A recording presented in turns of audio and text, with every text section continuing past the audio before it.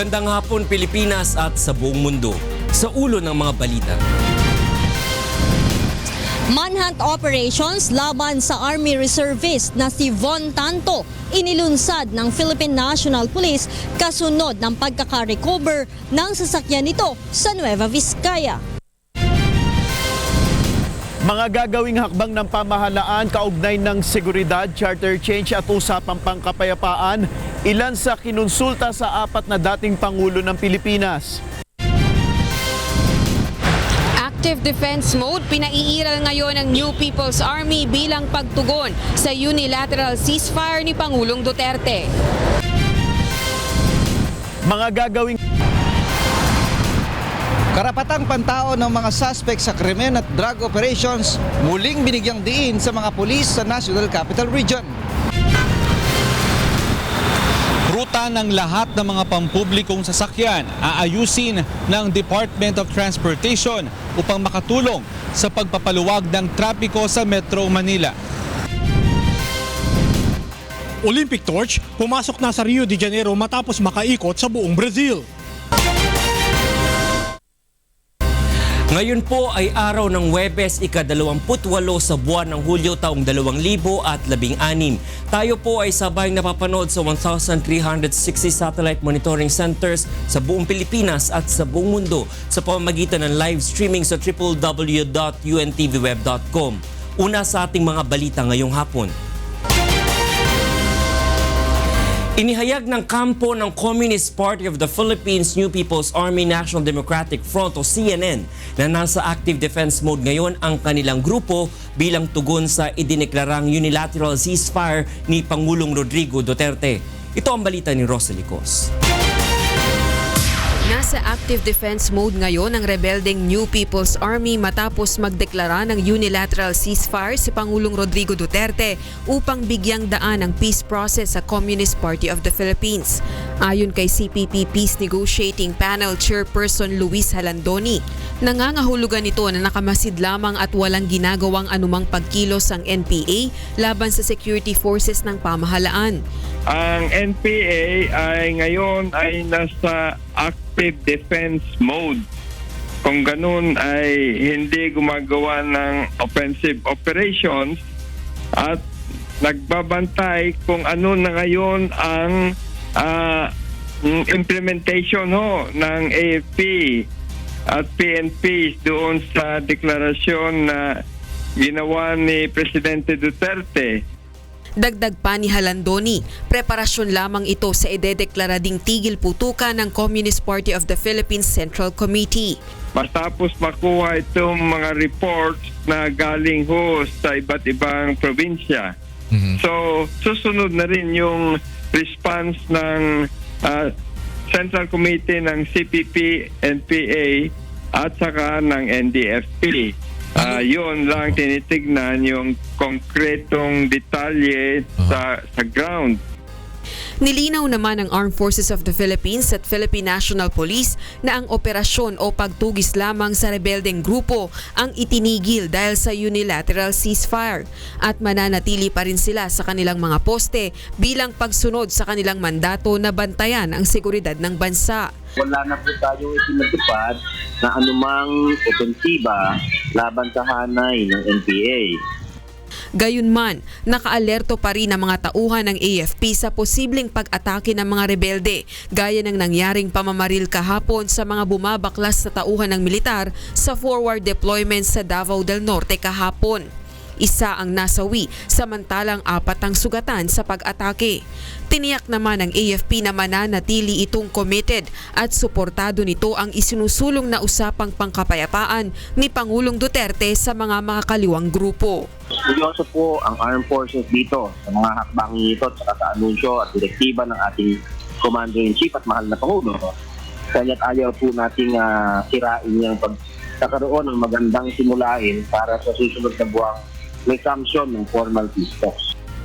Rosalie Cos, UNTV News and Rescue, Quezon City. Ikinonsulta naman ng kasalukuyang administrasyon sa 4 na dating Pangulo ng Pilipinas ang mga gagawing hakbang ng pamahalaan kaugnay ng usapin sa seguridad, charter change, usapang pangkapayapaan at iba pa sa isinagawang National Security Council meeting kahapon. Ito ang balita ni Nel Maribo. Nag-convene kahapon sa kauna-unahang pagkakataon ng National Security Council sa ilalim ng Duterte administration upang pag-usapan ng mga issue sa pangkalahatang seguridad at foreign policy ng bansa. Bukod sa mga miyembro ng gabinete, Senate President, Speaker of the House at ilang miyembro ng 2 kapulungan ng Kongreso, kumpleto ring dumalo ang 4 na dating Pangulo ng bansa na sina Fidel V. Ramos, Joseph Estrada, Gloria Arroyo at Benigno Simeon Aquino III at kinonsulta ng Administrasyong Duterte kaugnay ng iba't ibang issue. Ayon kay Presidential Spokesman Ernesto Abella, napag-usapan sa NSC meeting ang tungkol sa Peace Roadmap at kung papaano malulutas ang mga usapin sa CPP, NDF, NPA at Cordillera People's Liberation Army. Tilalakay din sa pulong ang kampanya ng pamahalaan laban sa iligal na droga. Maging ang pag-amyenda sa konstitusyon at usapin sa federalism, gayon din ang sitwasyon sa West Philippine Sea ay tinalakay dito. Ayon naman kay Senate President Coco Pimentel, nakabilang sa dumalo sa NSC meeting na tumagal ng halos 5 oras, naging produktibo ang pagpupulong lalo na ang ginawang pagbabahagi ng mga dating Pangulo ng bansa sa kanilang kaalaman sa mga usapin. Yung 4 na former presidents with their experience and with their past inputs that they have accepted or obtained, so they have wisdom. Very productive. Sinabi naman ni Justice Secretary Vitaliano Aguirre na mahalaga para sa kasalukuyang administrasyon ang inputs ng 4 na dating Pangulo, lalo na sa usapin ng West Philippine Sea territorial dispute issue sa China. Kaya yung experience nila, yung their knowledge about the relations with China are very important. Yung mga inputs ni President Ramos, even President Aquino, talagang and President Arroyo, talagang maganda sinabi nila. Tumanggi nang idetalye pa ng mga dumalo sa NSC meeting ang ilan pang napag-usapan at mga napagkasunduan sa pagpupulong. Pangunahing mandato ng NSC na payuhan at tulungan ng Pangulo sa integration ng domestic, foreign at military policies kaugnay sa national security. Nel Maribuhok, UNTV News and Rescue, Malacanang. Naniniwala ang isang UP professor na dapat maging balanse ang pakikipag-ugnay ng Pilipinas sa China at Estados Unidos sa gitna ng tensyon sa West Philippine Sea. Ito ang balita ni Roderick Mendoza. Hindi umano dapat manatili na nakakiling lamang sa Estados Unidos ang Pilipinas pagdating sa usapin ng ugnayang panlabas. Ayon kay UP Professor Roland Simbulan, dapat mas maging balanse ang ating pakikitungo sa China at Amerika na 2 nangungunang economic at military power sa mundo. Dapat maging mas mas independent and balanced sa ating foreign policy. And I think that's the direction that this administration is moving towards. Sa kabila ng alitan ng bansa sa China dahil sa issue ng West Philippine Sea, dapat pa rin anyang manatiling bukas ang ating pakikipag-usap sa kanila. It's better to exchange words than exchanging bullets. Kaya that's what we all want to avoid. And para sa China din, I think ayaw nilang umabot sa ganon, kasi it will not be beneficial to trade if there is conflict in the South China Sea. Mas makabubuti pa anya sa Pilipinas kung bahagyang isasantabi ang usapin sa West Philippine Sea at makipag-usap sa China sa ibang mga bagay gaya ng pagpapaigting ng kalakalan sa pagitan ng 2 bansa. Sa ganitong paraan, ayon kay Simbulan, maaaring makahanap pa ang Pilipinas ng pangmatagalang solusyon sa alitan sa mapayapang paraan. We should take advantage also of the opportunity of the rise of emergence and rise of China as the #1 economic power. Tapos ano pa yan, kapitbahay natin, Ayon pa kay Simbulan, isang indikasyon ang pagbisita sa bansa ni US Secretary of State John Kerry na nag-aalala ang Estados Unidos sa posibilidad na mag-iba ang pulisiya ng bansa pagdating sa ugnayang palabas sa ilalim ng Administrasyong Duterte. Roderick Mendoza, UNTV News and Rescue. Sa iba pang balita, malaki ang naiambag ng services sector sa paglago ng regional economy ng National Capital Region. Ito ang balita ni Joyce Balancho. Araw-araw, hanggang 35 sasakyan ang dinadala dito upang ipaayos sa auto service shop ni Patrick sa Quezon City. Sa 25 taon niya sa ganitong negosyo, kabisado na ni Patrick ang pasikot-sikot sa industriya at ramdam na rin niya ang kompetisyon dahil sa pagdami ng auto repair service outlets. Well, actually, kita mo rin yung rise ng dami ng sasakyan, siguro dami rin ng tao, and then dumadami rin yung competitors namin. So, siguro on that point, may kita mo na nag-grow yung ganitong industry. Isa lang ang negosyo ni Patrick sa mga nag-aambag ng malaking kita sa ekonomiya ng National Capital Region o NCR. Sa pinakahuling tala ng Philippine Statistics Authority o PSA, ang service sector. Kabilang ang trade and repair ng motor vehicles at real estate ang siyang nagdadala ng malaking kita sa rehiyon. Malaki rin ang kontribusyon ng sektor ng manufacturing at construction para mapasama ang NCR sa top 5 na may pinakamalaking gross regional domestic product sa bansa. Umakyat sa 6.6% ang economic growth ng NCR noong 2015, habang ang Bicol Region ay ang may pinakamataas na paglago sa 8.4. Sinundan ng Western Visayas na may 8.3%, Davao Region na may 7.9% at Zamboanga Peninsula na may 7.2%. Bumagal naman ang ekonomiya ng 12 sa 17 rehiyon sa bansa, kaya bumagal rin ang kabuang economic growth ng Pilipinas noong 2015 na umabot lamang ng 5.9% mula sa 6.2% noong 2014. Ngunit sa kabila nito, hindi naman ito ramdam ng publiko. Hindi naman umangat ang ekonomiya natin. Bakit po? Ano nasabi sir? Kasi ganun pa rin naman, marami pa rin naman ang walang trabaho. Sa dami ng problemang nagaganap sa ating bansa, so talagang hindi natin maramdaman ang anuman ang yung mga mayayaman, lalong yung mayaman. Paliwanag naman ng PSA, kung magpapatuloy ang pagtaas ng ekonomiya, mararamdaman din ito ng mga Pilipino kalaunan. Ang paglago ng ekonomiya is a measure of the economy. Hindi po siya measure of the living standards. Kapag po consistently mataas ang paglago ng ating ekonomiya, manggagaling po yun. Saan ba po manggagaling ang paglago ng ekonomiya? Ibig sabihin, marami kang employment generation. So eventually, pag marami kang employment generation, magkakaroon lahat ng trabaho, babawas po ang ating unemployed. Malaki ang gagampanan ng report ng PSA upang mas mapabuti ang kalidad ng mga buhay ng mga Pilipino, lalo na kung magpapatuloy ang plano ng administrasyon na sugpuin ang korupsyon at pababain ang income tax rate. Joyce Balancho, UNTV News and Rescue, Quezon City. Sisimulan ng ayusin ng Department of Transportation ang ruta ng lahat ng mga pampublikong sasakyan upang makatulong sa pagpapaluwag ng traffic sa Metro Manila. At upang ibigay sa atin ang detalye sa ulat na yun, kasama natin sa studio ang ating senior correspondent na si Mon Ocson. Mon, go ahead.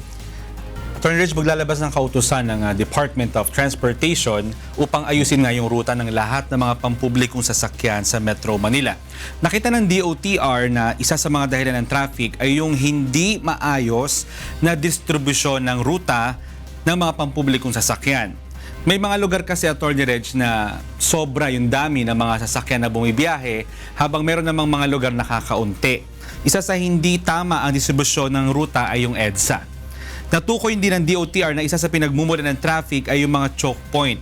Isa dyan yung Cubao area. Sa pag-aaral na ginawa nila, kada 2 minuto pala, merong pumapasok at lumalabas na bus dun sa mga terminal ng mga provincial bus dyan sa may area ng Cubao. Pakinggan natin ang pahayag ng USEC for Land Transportation ng DOTR na si Miss Ann Lontok. Alam mo ba na 14 terminals ang meron tayo dyan? Ermin Garcia to Pituazon. Sa base sa survey na ginawa ng ating mga staff, planning staff, on the average, every 2 minutes may lumalabas at may pumapasok na mga bus dyan sa mga terminals sa dyan. So, at ito ay nakakadagdag sa traffic. Tinitingnan rin ng DOTR ang mga lugar na maraming mga kolorum na sasakyan at lahat yun ay paghuhulihin at papalitan naman ng mga bus. Dagdag rin ng DOTR, ang mga P2P bus ay magkakaroon ng mas maraming ruta kasi marami nagre-request ng mga commuters. Sa susunod na buwan, magkakaroon na ng ruta yung Alabang-Makati, bunsod nga ng kahilingan ng mga tao dyan. Nakiusap rin ng DOTR sa mga motorista na panatilihin sana yung disiplina, lalo na pag sila ay nasa daan. Narito muli ang pahayag ng DOTR. Kailangan din yung ating mga motorista maging maayos yung kanilang pagdadrive. Medyo hindi kagandahan yung driving behavior ng ilan nating motorists. So sana naman ay maging disiplina tayo sa daan. Attorney Reg, 2 buwan na lamang yung natitira para makumpleto yung 100 days na ipinangako ng DOTR na kahit paano makakaramdam ng pagbabago sa flow ng traffic itong mga kababayan natin. Mon, ang tanong ko, dito sa pag-revisa o pagre-review nila ng mga ruta ng mga pampublikong sasakyan, would it entail the cancellation or revocation of some of the franchises ng mga public utility vehicles dyan sa EDSA, at least? Ito pang issue kasi dyan, Attorney Reg. May plano ang LTFRB na ipatigil na yung sale and transfer ng franchise. Okay. Ngayon, yung tinatanong mo na cancellation, maaring magkatotoo yun. Pero ang mangyayari, magbibigyan pa nga sila ulit ng franchise para dun sa isang partikular na ruta. Halimbawa, dyan sa SM North. Yung malaking space dyan, kung mapapansin mo, tuwing 5 p.m., napakadaming tao dyan. Bakit madami? Kasi konti yung bumibiyahe na jeep. Okay. At dahil konti yung bumibiyahe na jeep, pinag-iisipan ngayon ng LTFRB, ba't di natin dagdagan? Kasi siguradong kulang itong mga ruta. At kung magdadagdag, panibagong prangkisa yun. Ang tanong ko, kaya pa ba with the time remaining na 2 months na magkaroon ng study ang DOTR and at the same time, kung hindi sila yung gagawa ng study, kung ang magpapasa ng mga studies na ganyan ay yung mga transport sector, yung public utility vehicles na magpaparenew ng license, etc. Kaya pa bang i-verify ng DOTR with the time allotted yung ganong mga supply and demand for public transport? Kayang-kaya kasi meron na. Actually, last year pa, ay pinag-uusapan na ng meron ng study na ginawang LTFRB regarding sa rationalization ng route. Kaso, hindi nila na-implement at hindi umabot. So ngayon, ang nangyayari, parang itong magandang plano na ito ay ipinagpapatuloy na lang. So ika nga may political will ba na ipatupad? Kasi ang dami mong makakalaban dyan, Attorney Reg, pag ipinatupad mo yung isang prangkisa. Katulad yung linya ng Ortigas Ave, kung napapansin mo, meron dyang bus na kulay green na yung G-Liner. Siya lang ang bus na may ruta dyan. So para nakakapagtaka, bakit may bus na dumadaan sa napakakipot na mga kalye ng San Juan na dumadaan dyan, dire-diretso papuntang Quiapo. So the whole stretch of Ortigas Avenue and San Juan and all the way to Quiapo area, isang bus lang ang may ruta dyan. So lahat ng pasahero na sumasakay, yun lang ang kumikita. So kung gusto nila magdagdag, ibang usapin yon at panibago na namang usapin yan. So tingin ko sa government ngayon na sinasabi nila na meron daw political will, sana magawa yun. Yes or no lang, matatanggal ba yung ibang mga franchise holders dito sa ruta ng EDSA na to? Yes. Mag-iiba ba yung mga stop places na pwedeng magsakay at baba ang mga buses? Yes, may iba. At may iba rin ba yung mga transportation hubs ng mga mga provincial buses? Definitely yes, may iba. Maraming salamat, Bonokson, para sa ulat na yan. Samantala, naniniwala ang Department of Public Works and Highways o DPWH na hindi aabusuhin ni Pangulong Rodrigo Duterte ang ibibigay na emergency powers ng Kongreso upang maibsan ang problema sa mabigat na traffic sa Metro Manila. Ito ang balita ni Aiko Miguel. Panukalang batas na ang nakahain ngayon sa Senado na layong bigyan ng emergency powers si Pangulong Rodrigo Duterte. Magugunitang sa kanyang State of the Nation address noong Lunes, nanawagan si Pangulong Duterte sa Kongreso na bigyan siya ng dagdag na kapangyarihan upang maresolba ang problema sa trapiko sa Metro Manila. Marami ang may agam-agam sa panukalang emergency powers, ngunit para kay Public Works and Highways Secretary Mark Villar, makatutulong ito upang malayang makapagpatupad ng mga hakbang ang Pangulo. Alam niyo naman na malaking problema po ang ating traffic ngayon at kailangan siguro kung gusto natin mapabilis ang pag-solve sa problema, siguro magpabuti po at magkaroon ng additional powers ang ating Pangulo. Kumpiyansa rin si Secretary Villar na hindi aabusuhin ni Pangulong Duterte ang dagdag na kapangyarihan. Sa pananaw naman ni Senator Cynthia Villar, mas mapapabilis ang pagpapatayo ng infrastructure projects kapag may emergency powers ang Pangulo. Kasi alam mo, ang problema dito sa Metro Manila, although we want to build roads to ease the traffic, malaki problema natin sa right of way. O mga tao hindi nagko-cooperate. They cannot see the whole picture na yung gagawin makakatulong sa lahat ng tao. Samantala, siniguro naman ni Secretary Villar na mas pabibilisin nila ang paggawa ng infra projects sa bansa. Asahan na rin anya ang pagdami pa ng mga proyekto, lalo na ang makatutulong sa pagdecongest sa traffic. Sa DPWH, maraming mga plano ngayon, yung mga additional roads na mga kaluwag sa traffic. And ultimately, magiging, siyempre, importante yung teamwork namin sa Secretary Tugade dahil kailangan din natin na makaroon ng isang mass transit. Kasi sa dami rin ng kotse, hindi rin kaya ng mga kalye natin. Aiko Miguel, UNTV News and Rescue. Nadala na sa Campo Crame mula Nueva Vizcaya ang sasakyan ng road rage suspect na nakapatay sa isang siklista sa Quiapo, Maynila noong Lunes. Ito ang balita ni Lea Ilagan. Natagpuan na ang sasakyan ng road rage suspect na si Army Reservist Private Von Tanto sa Nueva Vizcaya. Natuntun ng Highway Patrol Group Task Force Limbas ang pulang Hyundai Ion na may conduction sticker na MO3745 sa bahay ng bayaw nito na si ex-Marine Jonathan Liano sa Purok 3, Kirang Aritaw, Nueva Vizcaya. Ayon kay HPG Director Police Senior Superintendent Antonio Garjola, matapos iwan ang sasakyan ay sumakay umano ng Florida bus ang suspect patungong Maynila kahapon ng alas 11 ng umaga.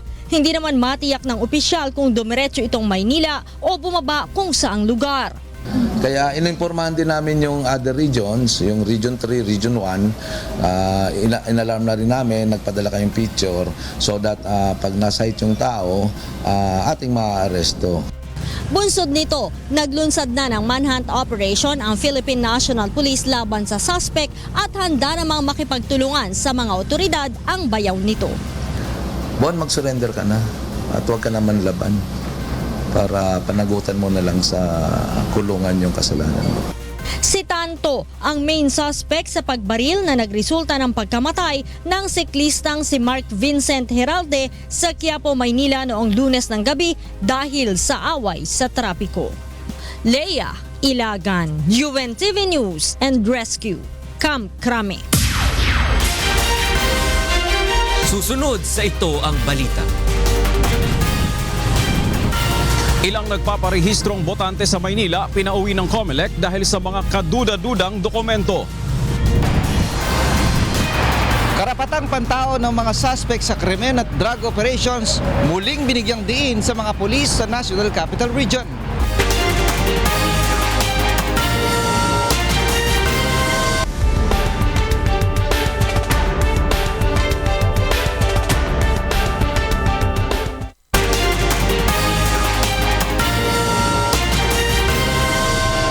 Nagbabalik ang ito ang balita.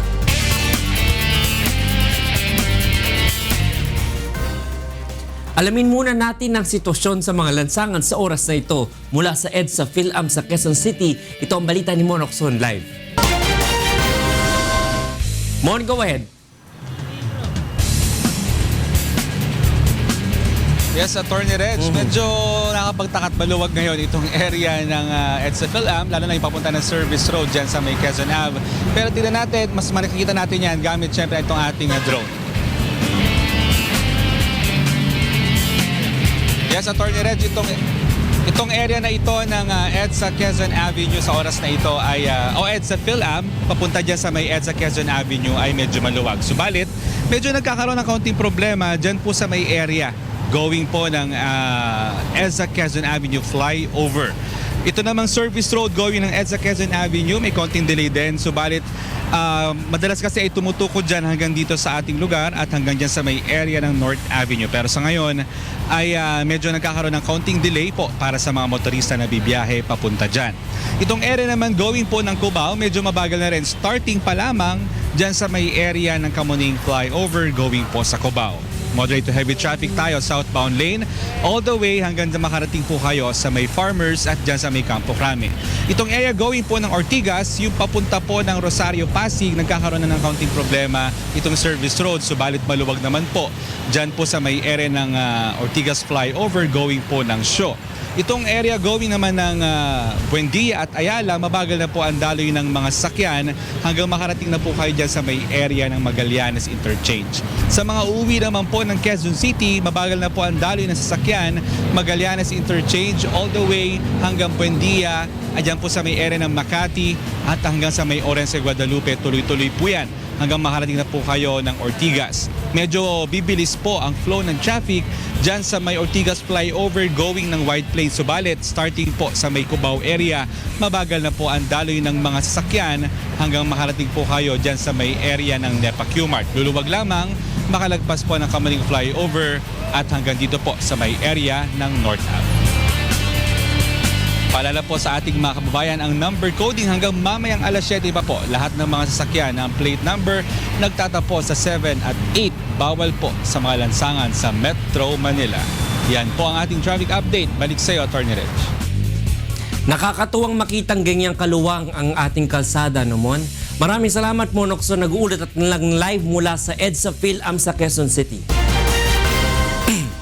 Hindi pa lubusang tinatanggap ni Vice President Leni Robredo ang pagiging pinuno ng Liberal Party dahil sa dami umano ng mga trabahong nakaatang sa kanya bilang pangalawa sa pinakamataas na opisyal ng bansa. Ito ang balita ni Grace Cassie. Isinasaalang-alang ni Vice President Leni Robredo ang kanyang tungkulin bago lubusang tanggapin ang posisyon na maging pinuno ng Liberal Party. Anya, marami ng trabahong nakaatang sa kanya bilang pangalawang pinakamataas na opisyal ng bansa at bilang chairman ng Housing and Urban Development Coordinating Council o HUD-C.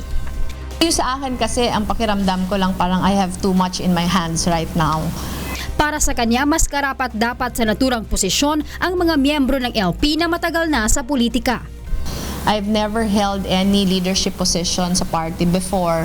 Naging member lang ako ng partido noong 2013. Yung mga kasama ko dyan, sobrang tatagal ng mga miyembro ng partido.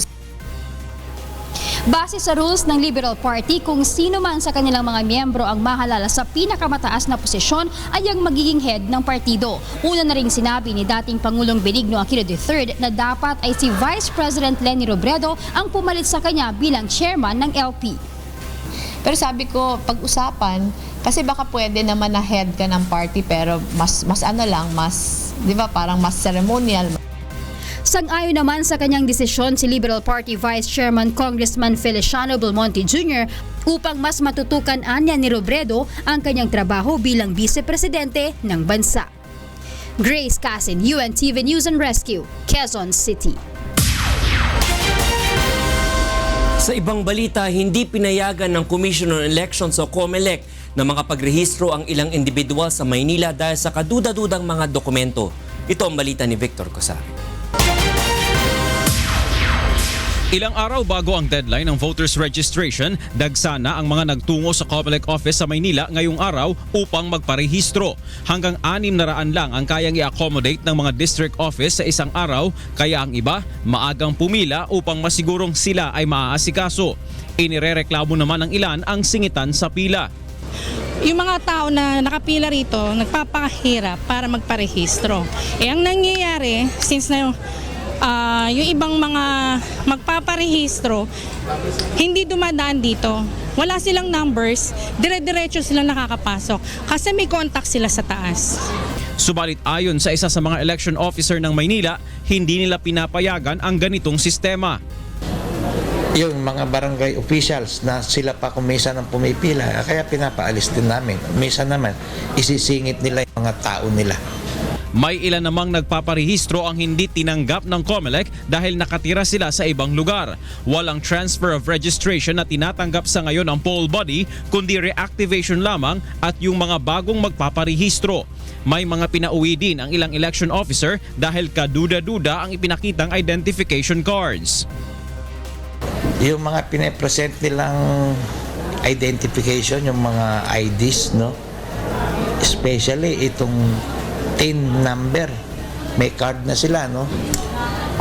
Pag hiningi namin yung application form, nung nag-apply sila, lalabas na yung TIN card at saka yung application form, one day lang kaya nakukuha talaga yung ID card na yun. Doon ako nagtataka eh. Paalala ng COMELEC, hanggang sa Sabado na lang ang pagpaparehistro mula alas 8 ng umaga hanggang alas 5 ng hapon. Victor Cosare, UNTV News and Rescue, Manila. Pinag-aaralan na ng Department of Foreign Affairs o DFA ang pag-i-extend ng Philippine passport mula sa 5 taon sa 10 taon, alinsunod na rin ang panukala ng Pangulong Rodrigo Roa Duterte. Ito ang balita ni Aiko Miguel. On the clamor of our citizens for timely issuance of Philippine passports, the government shall work towards amendment of the 1996 passport law to lengthen the validity of the passports from the current 5 years to 10 years. Isa sa mga panukala ni Pangulong Rodrigo Roa Duterte na maipatupad sa ilalim ng kanyang panunungkulan ay ang pagpapalawig ng validity ng Philippine passport. Sang-ayon naman ang Department of Foreign Affairs dito at sa katunayan ay nais nilang maipatupad ito sa lalong madaling panahon. Well, of course, ang ating Pangulo, siya yung Chief Executive natin, no? And kabilang ang DFA sa executive branch ng government. Kaya itong nabanggit na, no, ni Pangulong Duterte publicly, no, na of course this is something that we have to execute, no, to implement. Bukod sa pag-amyenda sa passport law, may mga dapat din anyang ikonsidera dito gaya ng modification sa kabuuan ng passport na aakma sa mas mahabang panahon na paggamit nito. Like, magkano na yung passport fee? Kasi kung hindi 5 years, gagawin 10 years, so dadalang yung beses ng pag-renew, no? So, and kailangan din pag-aralan kung positibo naman ang naging pananaw dito ng ating mga kababayan lalo na sa mga nagtatrabaho sa ibang bansa. Mas maganda kasi na 10 years na yung validity kasi iwas hassle na, tsaka mas mapadali yung hindi ka na paulit-ulit na magre-renew. Tulad namin, nagtatrabaho po kami sa company. Kung every 5 years magre-renew kami, tapos babalik po kami rito, parang kung may pasok po kami, sayang naman po yung absent namin. It's good. Actually, longer validity is convenient with all Filipinos. We don't have to queue up every 5 years or 6 years. So, it's really great. Inaasahang mababawasan ang mahabang pila ng passport applicant sakaling maipatupad ang extension ng passport validity mula 5 sa 10 taon sa ilalim ng Duterte administration. Sa ngayon ay wala pang chairman ang mga komiteng inaasahang hahawak sa pag-amyenda ng passport law. Ngunit umaasa ang DFA na maisasagawa ito sa lalong madaling panahon. Aiko Miguel, UNTV News and Rescue, Department of Foreign Affairs. Nagpalabas na ang Overseas Workers Welfare Administration o OWA ng guidelines kung papaano makukuha ng mga stranded OFW ang tulong na kaloob ng pamahalaan. Ito ang balita ni Maybel Razon. Makukuha na ng mga empleyado na kabilang sa 9 na kumpanya ang relief assistance ng pamahalaan base sa inilabas na guidelines ng Overseas Workers Welfare Administration o OWA. Base sa Memorandum of Instruction No. 008 Series of 2016, ang mga empleyado ng 9 na kumpanya ang makakatanggap na ng tulong. Saudi Bin Laden Group of Companies, Saudi Ogre Limited, Muhammad Al Mujil Group, Muhammad Hamid Al Bargash and Brothers Trading and Construction Company, Alumco LLC, Raji H. Almeri Contracting and Trading Company, Fauzi Salah Al Najrani Contracting Company, Arab Tech Construction LLC, at Real Estate Development and Investment Company. Base din sa guidelines, isang welfare officer ang magtutungo sa mga kampo ng kumpanyang nabanggit upang mamahagi ng form at ayusin ang listahan ng makakatanggap ng halagang 20,000 pesos o katumbas ng 1,590 Saudi riyals. Makakakuha naman ng karagdagang 6,000 pesos ang pamilya ng isang OFW na kasalukuyan pang nasa job site. Samantala, nananawagan naman si Robert Aragon, presidente ng OFWULA o OFW Undocumented for Legalization and Amnesty, na sana isama ng OWA ang mga undocumented sa bansa. Sana po mabigyan ito ng pansin ng OWA na sana mapasama po ito ang mga undocumented na maka-avail ng financial assistance. Almost 400 na po ang umaasa na members ng UPOLA para maka-avail sa financial assistance na inilabas ng OWA. Sa mga repatriated na ngunit kabilang sa 9 na kumpanya, ayon sa OWA, maaari pa rin nila makuha ang financial assistance. Magtungo lamang sa pinakamalapit na OWA Regional Office at magpakita ng mga kaukulang dokumento. Maybay Razon, UNTV News and Rescue, Dammam, Saudi Arabia. Sumasa ilalim ngayon ng mga pulis sa National Capital Region o NCR sa reorientation upang maipatupad ang paggalang sa karapatang pantao sa mga police operation. Ito ang balita ni Ray Pelayo. Pinaiigting pa ngayon ng Philippine National Police sa National Capital Region ang kaalaman kung paano maiingatan ang karapatang pantao, lalo na sa pagsasagawa ng kanilang operasyon sa pagsugpo ng droga. Sa ngayon ay nag-iikot ang dating Commissioner ng Human Rights na si Attorney Wilhelm Soriano sa mga police district sa National Capital Region upang ipaalala sa mga pulis na mayroong limitasyon at mga dapat ihanda bago ang isang lehitimong operasyon. Sa sona ng Pangulong Duterte, binigyang diin itong ayaw niyang maging hadlang ang issue ng human rights upang mapigil ang layuning masugpo ang paglaganap ng droga at iba pang kriminalidad. Human rights must work to uplift human dignity.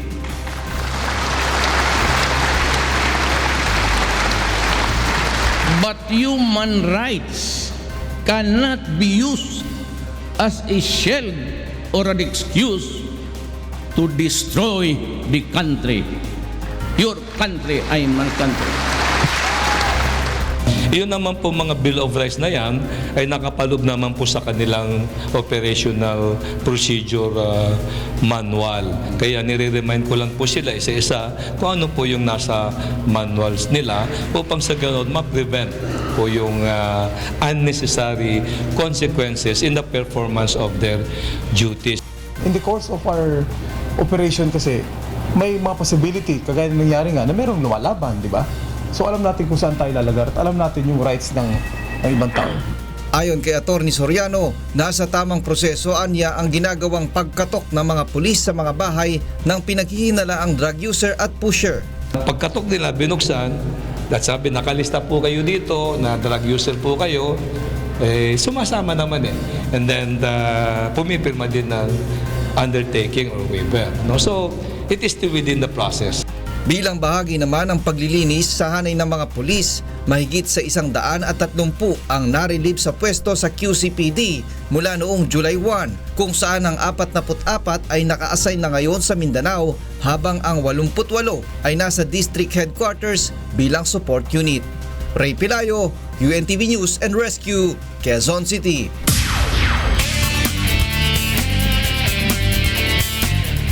Isang binata ang nasawi matapos umanong pagbabarilin ng hindi pa natutukoy na sospek sa San Jose del Monte, Bulacan.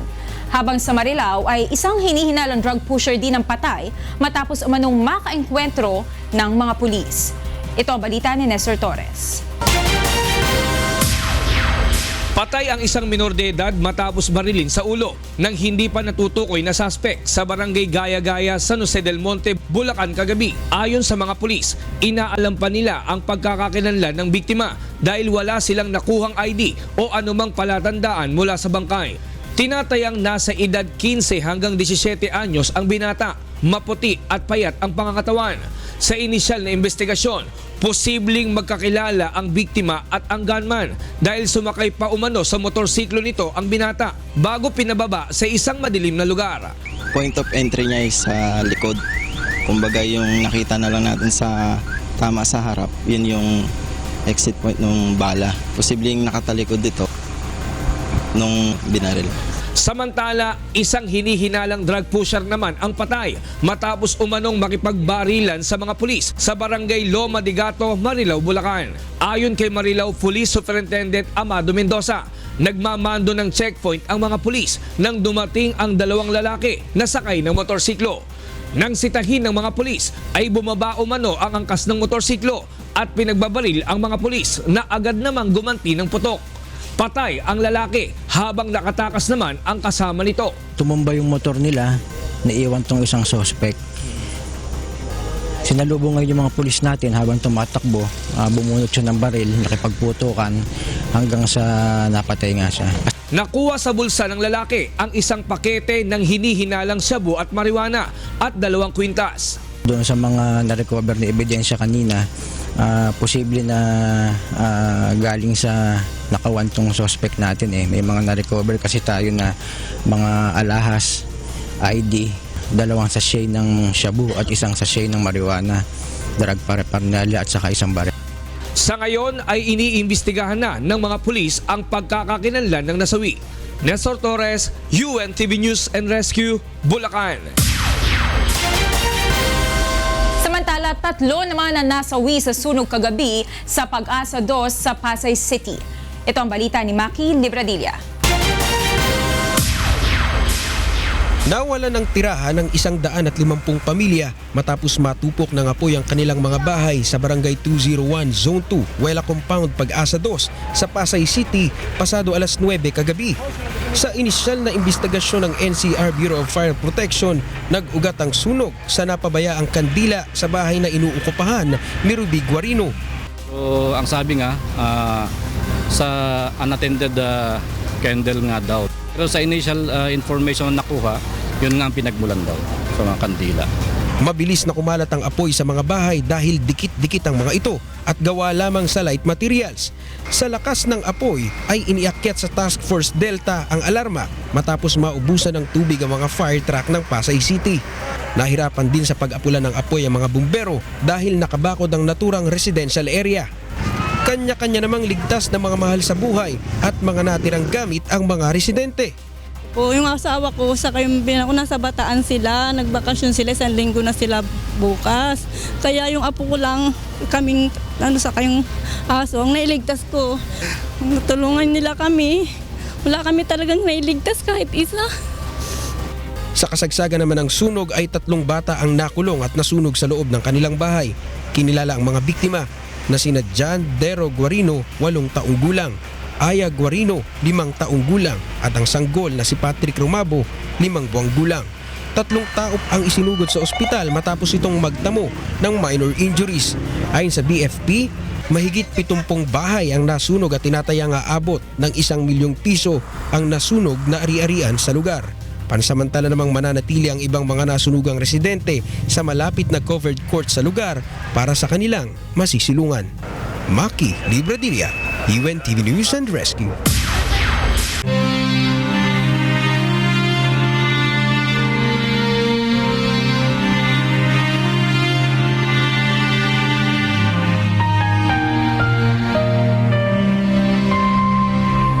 Dalawang 2,439 na araw na po ang nakalipas mula nang maganap ang malagim na Maguindanao Massacre.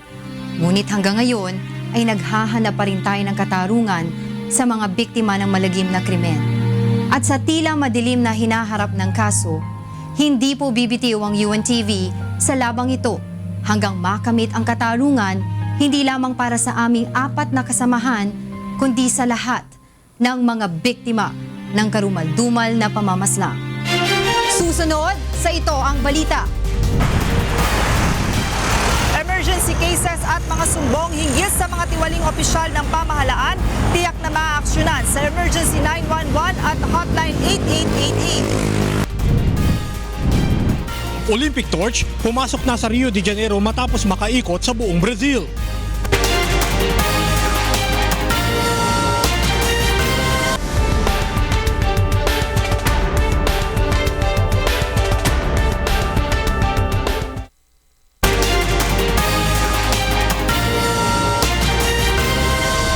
Sa pagkapatuloy ng Ito ang Balita. May isang low-pressure area o LPA sa Philippine Area of Responsibility. Alamin natin ang latest sa lagay ng panahon mula kay Ray Pelayo na nasa UNTV Weather Center. Ray, magiging bagyo ba itong LPA at kailan ito makakaapekto sa ating bansa? Magandang gabi, ito ni Reggie at sa ating mga kasambahay. Patuloy na minomonitor ng pag-aasa itong low-pressure area. 50-50 pa rin yung nakita nila ng tsansa na posible itong maging isang bagyo. Kung sakali man ito ni Reggie, ito ay nakita na makaka-apekto sa may bukas. Mag-uumpisa nito makaka-apekto bukas sa ating bansa, particular dyan sa may Eastern Visayas, Bicol area. Dahil ito ay nakikilos pa northward after na dumikit dito sa ating bansa. Samantalang kung ito ay magiging bagyo, tatawagin itong Karina. Ito yung pangatlong bagyo na pumasok kung sakali sa Philippine Air Responsibility ngayong taong 2016 na to, Reg. Sige Ray, bigay mo na ang kabuuan lagay ng panahon sa Magdamag. Narito po ang maglagay ng panahon sa mga susunod na oras. Yung pong tinatawag nga natin na low pressure area, ito po ay namataan ng Pag-asa. 555 kilometers sa may silangan po yan ng Borongan, Eastern Samar. Sa ngayon po ay nakapaloob ito dun sa tinatawag natin na Intertropical Convergence Zone o ITCZ na nakaka-apekto sa may Palawan, sa Visayas at sa Mindanao. Sa forecast po ng Pag-asa, ang area po ng Palawan, makakaranas po dyan ng makulimlim na lagay ng panahon at mahina hanggang sa katamtamang pagulan.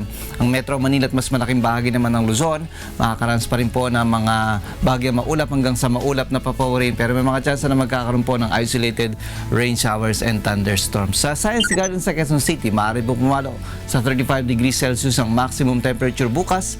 Gayun din po sa Tuguegarao, sa Baguio naman 16 to 25 at sa may area po ng Puerto Princesa City sa Palawan hanggang 30 degrees Celsius. Ang area po ng Visayas, makulimlim at makakaranas ng mahina hanggang sa katamtamang pag-ulan. Sa Iloilo City, maaari pong pumalo sa 33 degrees Celsius ang maximum temperature. Sa Metro Cebu, 32 at sa Tacloban City hanggang 31 degrees Celsius. Ganyan din po ang magiging lagay ng panahon sa Mindanao kung saan makakaranas ng cloudy skies at magkakaroon po ng mahina hanggang sa katamtamang pag-ulan.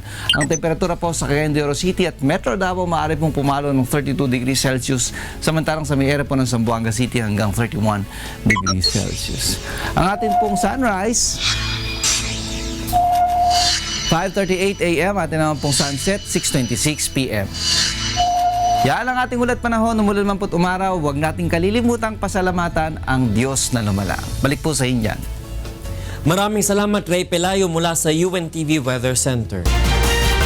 Sa ibang balita, tiniyak ngayon ng Civil Service Commission o CSC na agad na mabibigyan ng aksyon ang lahat ng report na kanilang matatanggap sa Emergency 911 at Hotline 8888. Ito ang balita ni Joe Manan. Simula sa August 1, inaprubahan na ng National Telecommunications Commissions o NTC ang Emergency 911 at Hotline 8888 bilang mga opisyal na hotline ng pamahalaan na maaaring gamitin ng publiko. Ang mga nabanggit na hotline ay kabilang sa mga programa na nais ipatupad ni Pangulong Rodrigo Duterte upang lalo pang mapag-ibayo ng pamahalaan ang serbisyong kanilang ibinibigay sa publiko. Ang anumang emergency cases at rescue management ay maaaring itawag sa 911 na pangangasiwaan ng Department of the Interior and Local Government o DILG. Habang ang 888 naman natatanggap ng mga sumbong o reklamo hinggil sa mga tiwaling public official at hindi maayos na serbisyo sa alinmang ahensya ng pamahalaan ay hahawakan ng Presidential Action Center at Civil Service Commission. Kung halimbawa hiningian sila ng requirements na hindi naman kailangan o kaya na-delay yung transaction nila for reasons na hindi naman justifiable o kaya nakakita sila ng any act amounting to graft and corruption or any irregularity, pwede silang tumawag dito sa hotline. Tiniyak naman ng mga ahensyang nakasasakop dito ang agarang pagbibigay ng aksyon sa lahat ng mga tawag na kanilang matatanggap. Kahit po anong oras kayo tumawag, 24/7, may sasagot po sa inyo. Itawag niyo po rito para ma-aksyonan po natin. Samantala, pinaalalahanan naman ng NTC ang publiko na gamitin sa tama at iwasan ng panloloko o prank calls sa mga hotline ng gobyerno.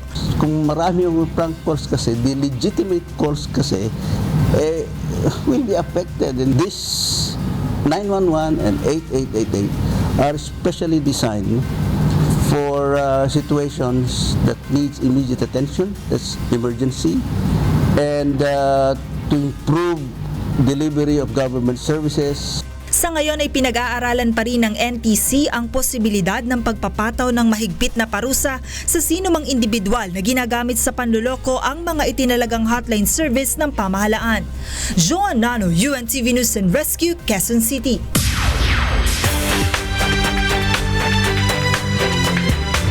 Tinanggap ni former Virginia Governor Tim Kaine ang nominasyon bilang Vice President candidate ng Democratic Party ngayong araw sa Philadelphia.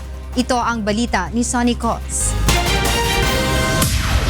Opisyal na tinanggap ngayon sa Philadelphia ni former Virginia Governor Tim Kaine ang nominasyon bilang Vice President ng Democratic Party. Ipinakita ni Tim Kaine ang kahandaan nito na maabot ang mga minority lalo na ang mga Latino voters sa pamamagitan ng pagkasalita ng Spanish at English sa libo-libong mga Democrats sa Philadelphia sa kanyang acceptance speech. Ipininta ni Kaine ang isang Donald Trump na hindi maaasahan at hindi dapat pagkatiwalaan habang ang kanyang kapartido na si Hillary Clinton ay handa at mapagkakatiwalaan sa anumang pangangailangan. To me, it just seems like our nation, it is just too great to put it in the hands of a slick-talking, empty-promising, self-promoting one-man wrecking crew. Samantala, ang pinakahihintay ng lahat ay ang speech ni President Obama at ang kanyang opisyal na endorsement kay Hillary Clinton. Inisa-isa ni Obama ang lahat ng achievement ito sa nakaraang 2 termino bilang Pangulo. At mas mabuti umano ang bansa bago ito nagsimula. At hiniling sa Amerika na ma-elect si Clinton upang maipagpatuloy ang mga nasimulan ng kanyang administrasyon. She listens to people and she keeps her cool and she treats everybody with respect. And no matter how daunting the odds, no matter how much people try to knock her down, she never, ever quits. And that's why I can say with confidence, there has never been a man or a woman, not me, not Bill. Sa huling araw ng Democratic Convention bukas ay opisyal na tatanggapin ni Secretary Hillary Clinton ang nominasyon bilang presidential candidate ng Democratic Party. Sanicos, UNTV News and Rescue, Washington, D.C. Pinangangambahan ang posibleng pagkalat ng Zika virus infection sa Estados Unidos dahil sa 2 panibagong kaso na naitala sa Florida. Samantala naibalik na sa kulungan ang daang-daang wildlife animals na inilikas sa kasagsagan ng wildfire sa California. Yan at iba pang balitang abroad sa ulat ni March Navarro. Sa California, daan-daang hayop na inilikas dahil sa wildfire noong Lunes sa Los Angeles ang naibalik na sa kanilang sanctuary. Magkakatulong ang mga opisyal at volunteer ng Wildlife Way Station sa Silmar, Los Angeles sa pagbabalik sa may 400 hayop sa wildlife facility. Kabilang sa mga ito ay ilang pares ng tigre, leon, oso at iba pang exotic at livestock animals. Sa Turkey, inalis sa pwesto ng Turkish government ang mahigit 1,000 sundalo at ipinasara ang mahigit 100 media outlets dahil sa umano'y pakikipagsabwatan sa nabigong kudeta noong July 15. Kabilang sa dishonorably discharged ang 149 na general at admirals. 130 media companies naman ang ipinasara, kabilang ang 3 malalaking news agencies, 16 na TV channels at 45 newspapers. Kinundina naman ng international community ang hakbang na ito ng Turkish government na umano'y labag na sa karapatang pantao. At sa Amerika, Iniimbestigahan na ng Florida Health Department ang 2 pang kaso ng Zika virus infection sa Miami-Dade at Broward County. Ang mga ito ang karagdagang kaso ng local Zika transmission sa Florida na non-travel related o hindi nagmula sa ibang bansa. Ayon kay Tom Skinner ng Center for Disease Control, magsasagawa ng survey ang isang grupo ng epidemiologist upang malaman kung mayroong breeding ground ng Zika virus mosquito sa mga tahanang malapit sa mga nagpositibo sa virus. Kung sakali mangangahulugan ito na mayroon ngang local mosquito transmission at posibleng lumaganap pa ang Zika virus infection sa estado. Marge Navarro, UNTV News and Rescue.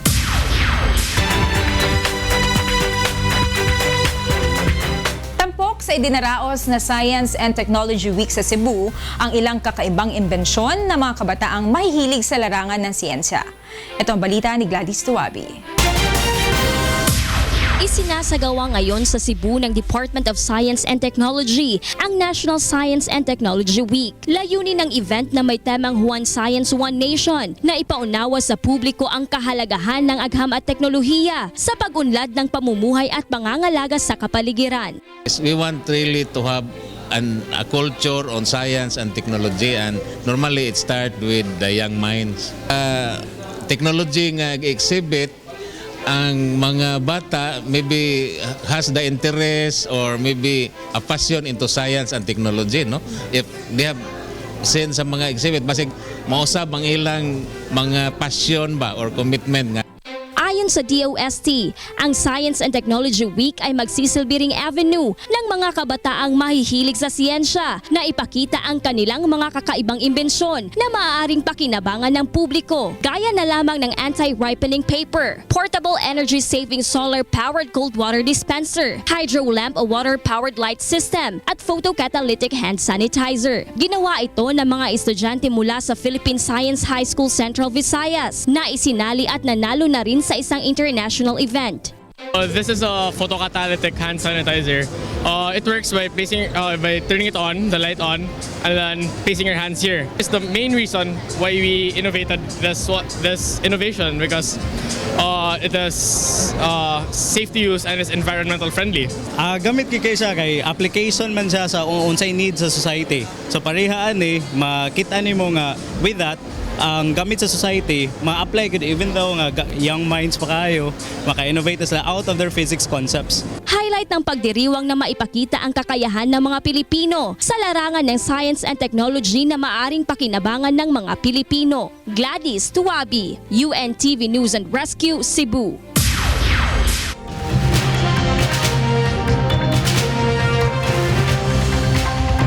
Nakabalik na sa Rio de Janeiro ang Olympic torch matapos ang halos 3 buwang pag-iikot sa buong Brazil. Ito ang balita ni Roland Lahara. Dama na sa buong syudad ng Rio de Janeiro ang pananabik sa nalalapit na pagsisimula ng Rio Olympics 2016 sa pagpasok ng Olympic torch sa estado ng Rio de Janeiro. Matapos ang halos 3 buwang pag-ikot ng Olympic torch sa buong Brazil, ay dumating na sa syudad ng Parachi sa nasabing estado ang sulo at agad naman itong ipaparada sa syudad ng Rio Claro bukas. Samantala, dumating na rin sa bansa si International Olympic Committee President Thomas Bach. Ayon kay Bach, inaasahan niya na magiging masaya ang kabuuan ng Summer Olympics dahil ang mga Brasilero umano ay mga sports enthusiasts, masayahin at napaghandaan ding maigian niya ang mga sports facility na gagamitin sa mga palaro. This will be the place to be. This will be the place to celebrate together the Olympic spirit. This will be the place to share the Olympic experience with each other, among the Cariocas and with the visitors of the whole world. So thank you to all of you. Dumating si Bach upang inspeksyonin ang iba pang mga detalye, 9 na araw bago magsimula ang pinakamalaking sporting event ngayong taon. Opisyal na ring binuksan ng Rio Media Center kung saan halos 30 miyembro ng international media ang kikilos upang i-cover ang Olympic Games, pati na ang iba't ibang atraksyon sa Rio de Janeiro. Roland Lahara, UNTV News and Rescue, Rio de Janeiro, Brazil.